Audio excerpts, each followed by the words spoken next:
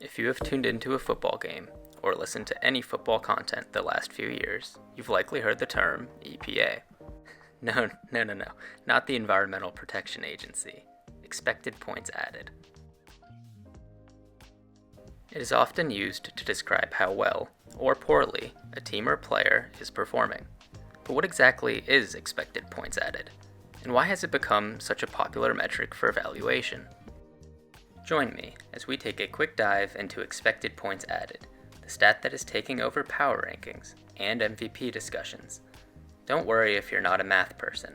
By the end of this video, you'll understand more about the value of the decisions being made, both on the field and on the sidelines.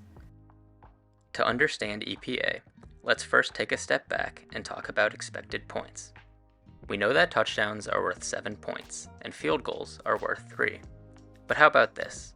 When a team has the ball at their own 25-yard line, how many points are they likely to score on that drive? Well, by looking at thousands of previous drives, we know that teams with the ball at their own 25-yard line score about 1.1 points on average. Now what if they have the ball on the opponent's 40-yard line? Teams score more often from here. Maybe 30% of the time, it's a touchdown. 40% of the time, a field goal. And the other 30%, maybe they don't score at all. Adding this up, we get 3.3 points, meaning a team possessing the ball at the opponent's 40-yard line is expected to score about 3.3 points. As you can see, each spot on the field has its own expected points value, ranging from negative when backed up to your own end zone to over 6 as you approach the goal line.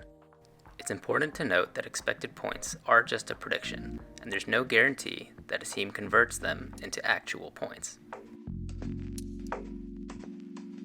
Remember how we said being at the opponent's 40-yard line yielded about 3.3 expected points? Well, there's actually more to that.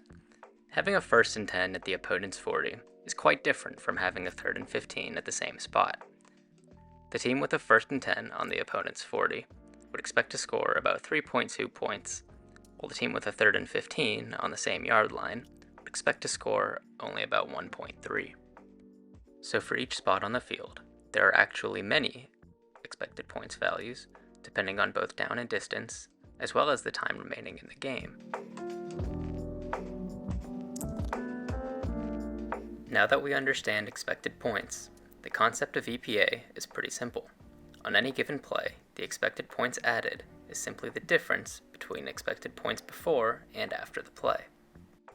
Let's look at a specific play. The Vikings are backed up at their own 3-yard line with a 2nd and 9, giving them roughly negative 0.7 expected points.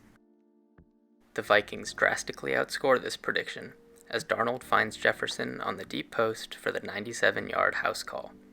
Because they scored a touchdown, their expected points after this play is 7, and when subtracting their initial expected points of minus 0.7, we see that their expected points added on this one play is 7.7.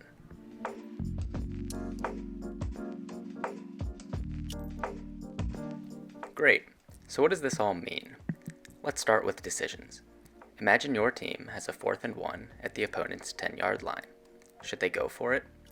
Well, a 4th and 1 at the 10 is worth about 3.4 expected points. This means kicking a field goal, regardless of if it is made or missed, is a net loss in expected points. As best case scenario, you gain 3 points.